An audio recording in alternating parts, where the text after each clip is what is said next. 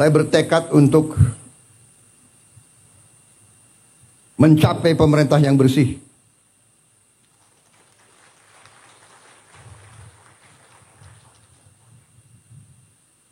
Dan ini tidak gampang. Ini sangat sulit. Bahkan saya tahu, saya ditertawakan, saya diejek. Tapi saya sudah biasa diejek. Mana mungkin menghilangkan korupsi di Indonesia? Mana mungkin menghilangkan kemiskinan? Mana mungkin menghilangkan kelaparan? Apa? Mau kasih makan bergizi? Hahaha, ketawa. Di awal mereka tertawakan saya dan saya tahu mereka mengancam saya. Saya tahu saya diancam. Nanti harga saham, harga indeks saham akan turun. Di hari-hari pertama saya luncurkan gagasan makan bergizi, sudah muncul. Saya mengerti, saya ini cukup lama jadi orang Indonesia. Saya mengerti. Saya mengerti. Ada ancaman terbuka, ada ancaman halus. Ada senjata yang terbuka, senapan, meriam, ya itu. Tapi sebelumnya ada senjata-senjata lain. Senjata psikologis, adu domba, fitnah, hoax. Ada ancaman terhadap ekonomi. Saudara-saudara, Pak, karena gagasan makan bergizi, harga saham indeks turun. Saya jawab ke mereka itu, saya kasih tahu ya, biar saya nggak punya saham, saya bilang. Dan rakyat di desa-desa tidak punya saham. Benar.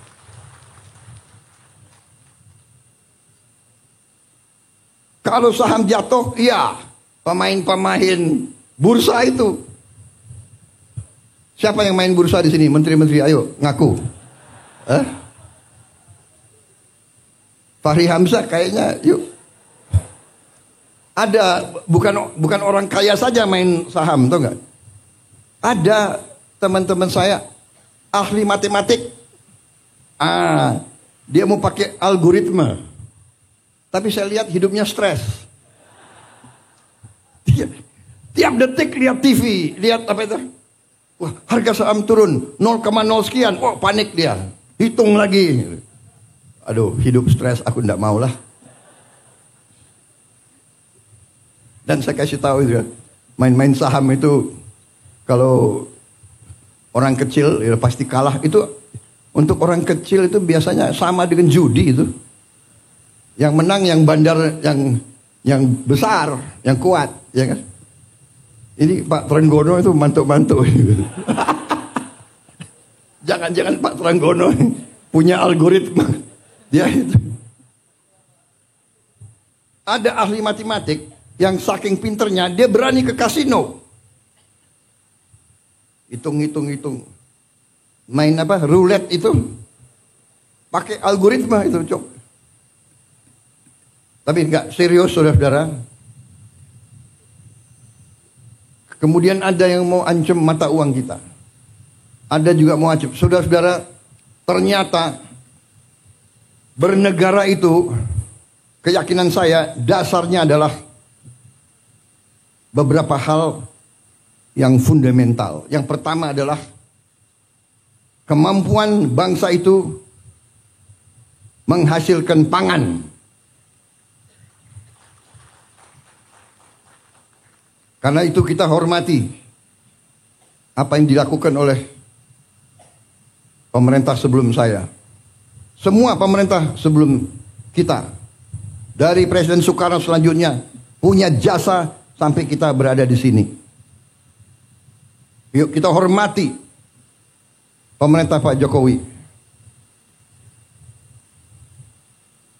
Saya bukan membela orang. Terus terang aja. Untuk apa sekarang saya apa tuh istilah tentara, ngolor, menjilat, ya kan? Bukan saya bela-bela Pak Jokowi karena person, tidak. Saya mau katakan apa adanya.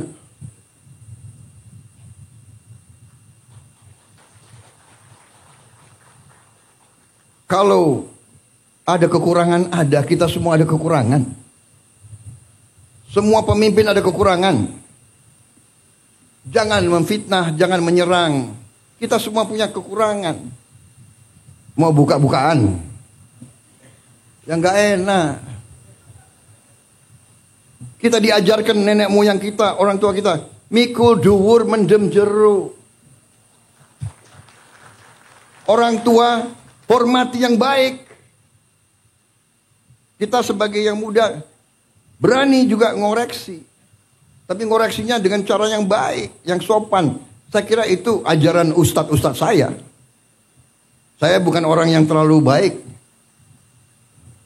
Agama saya akui di depan Muhammadiyah. Aku akui. Tapi saya ingat ajaran ustadz-ustadz saya. Tidak boleh dendam. Tidak boleh maki-maki. Ya kan? Tidak boleh sakit hati. Tidak boleh benci.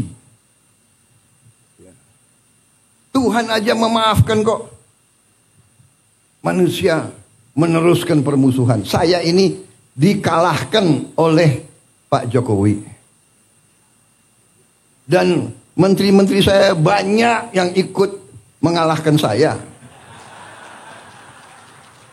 Benar ya? Ayo ngaku tuh, ngaku.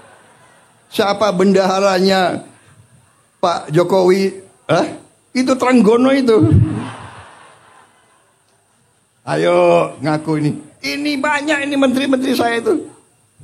Tapi sudah ini kan perbedaan itu biasa, persaingan itu biasa. Biasa sudahlah. Tapi sesudah itu, ayo kerjasama, ayo. Nyatanya saya tahu ini. Dalangnya Trenggono ini. Tapi jadi wakil saya di Kementerian Pertahanan. Akhirnya saya dibilang, Prabowo pakai banyak orangnya Jokowi. Tidak, bukan orangnya Jokowi. Saya pakai orang merah putih. Saya pakai anak Indonesia. Iya kan?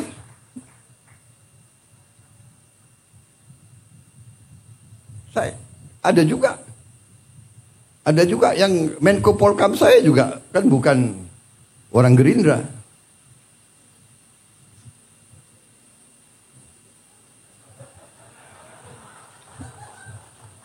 Dia memang non partai. Tapi saya ambil satu. Yang saya yakin di dalam hatinya semua itu cinta merah putih, cinta tanah air. Jadi tidak ada masalah. Di pilkada ada yang menang, ada yang kalah, sudah, ya kan?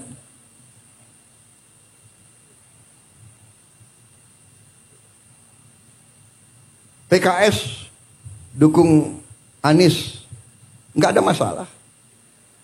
Gerindra wakilnya PKS di Sumatera Barat, iya kan?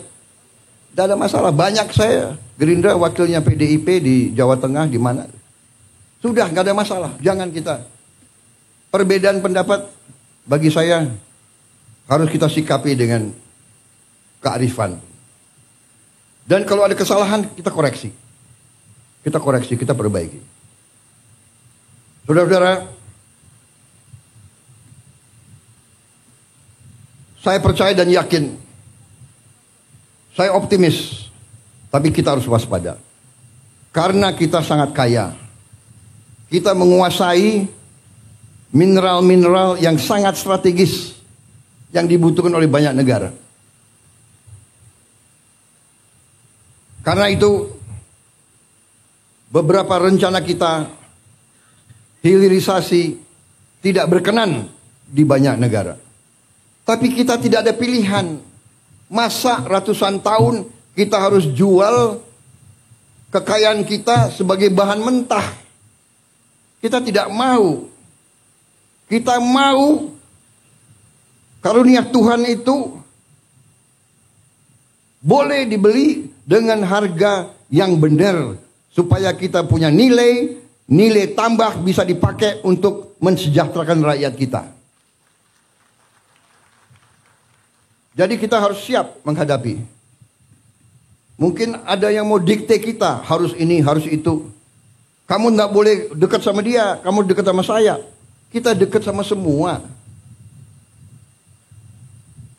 Saudara-saudara, saya kira itu inti yang ingin saya sampaikan. Terima kasih Pak Haidar membaca buku saya.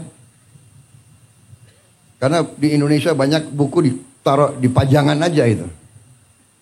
Terima kasih, tapi itu saya kira adalah hal-hal yang mendasar.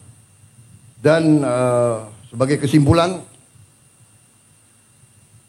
ternyata setelah saya keliling ke luar negeri, hadir KTT APEC, hadir KTT G20, tema di G20, tema di APEC, terutama di G20, temanya apa? Tema utamanya apa? Hilangkan kemiskinan, hilangkan kelaparan. Fight hunger and fight poverty. Itu tema dunia sekarang. Kemudian ke arah menjaga lingkungan hidup kita. Kita nanti berada di garis depan. Saya katakan Indonesia mungkin satu-satu negara, mungkin dengan Brazil dan Kongo, kita diberi karunia oleh Tuhan, kita akan mampu. Semua bahan bakar kita green, semua bahan bakar kita dari tanaman. Dan kita akan swasembada energi. Dan kita akan swasembada pangan. Dalam waktu yang lebih singkat daripada yang saya perkirakan. Saya beri target 4-5 tahun. Ternyata bisa lebih cepat. Dan saya percaya dan saya yakin NTT tadi kita robah dari hanya laporan gubernur hanya 300.000 hektar yang sekarang bisa diairi, potensi 4 juta hektar. Luar biasa.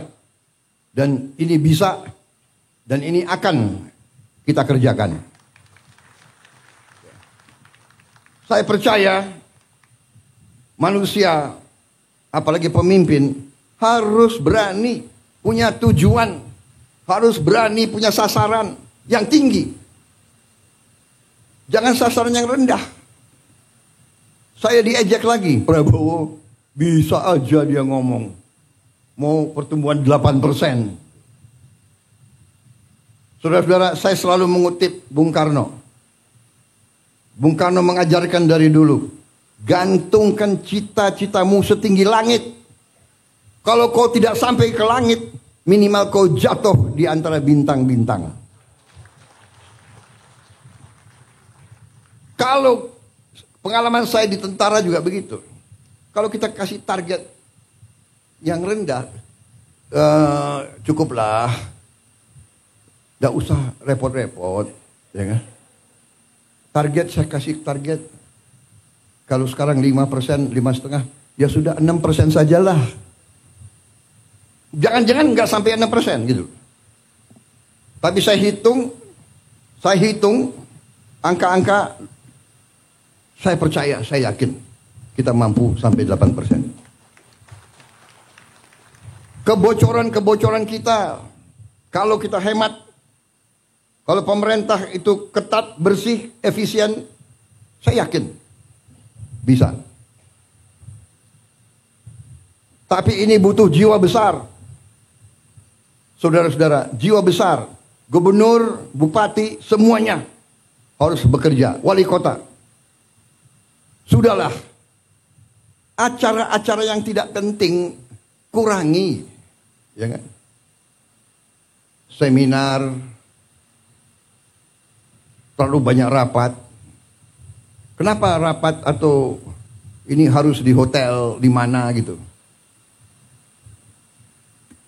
Saudara-saudara, hitungan kita perjalanan luar negeri saja itu, Indonesia ini perjalanan luar negeri pejabat-pejabat 3 miliar dolar.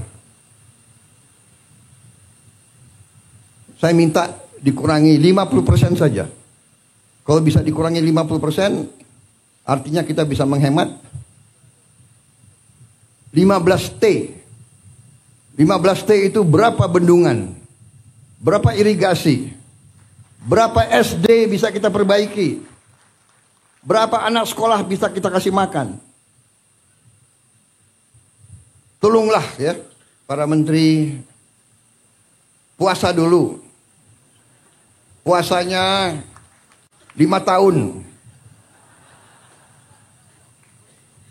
Kalau 5 tahun kita hemat 1,5 miliar dolar dari perjalanan saja. Saudara-saudara, tapi bayangkan itu, apa yang kita bisa. Saya tapi sudah perintahkan Menteri Keuangan, Wakil Menteri Keuangan, teliti. Semua program diteliti, ternyata cukup besar penghematan. Cukup besar. Tapi saya tidak umumkan di sini supaya kita tidak cepat puas. Jadi saya mohon juga pada gubernur terpilih, bupati terpilih, ya, ketat, efisien, kurangi yang bersifat tidak kritis. Kritis untuk kepentingan rakyat. Kritis kepentingan langsung. Nggak usah terlalu banyak seminar. Kita sudah tahu kesulitan rakyat. Iya kan? Sudah tahu. Bapak, masalah Indonesia ini adalah ini. Sudah tahu. Kita ini tidak punya satu data. Datanya banyak. Saya tahu. Banyak peraturan undang-undang bertabrakan. Saya tahu. Solusinya bagaimana? Ya. Menteri Perumahan Rakyat. Di sini diwakili wakil menteri, ya kan?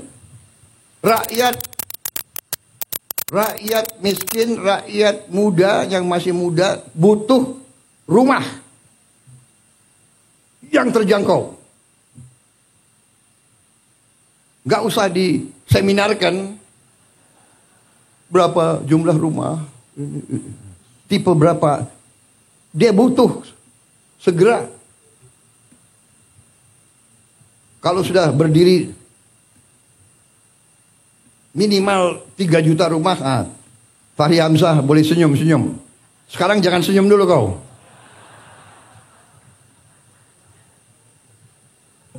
Terima kasih saudara-saudara.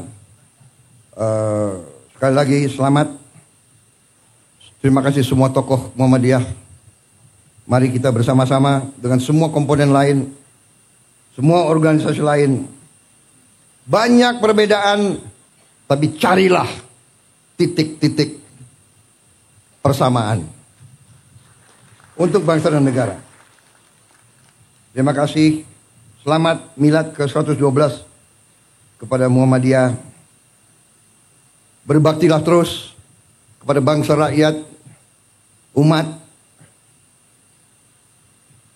Teruskan apa yang sudah saudara-saudara laksanakan dan saudara-saudara buktikan. Wassalamualaikum warahmatullahi wabarakatuh. Shalom salve. Om Swastiastu, Nama Budaya, salam kebajikan. Terima kasih kehormatan diberikan kepada saya bisa berbicara di sini dan bisa memberi pengarahan kepada saudara-saudara sekalian. Saudara-saudara berjasa, bekerja, kadang-kadang tanpa dilihat. Terima kasih. Selesai.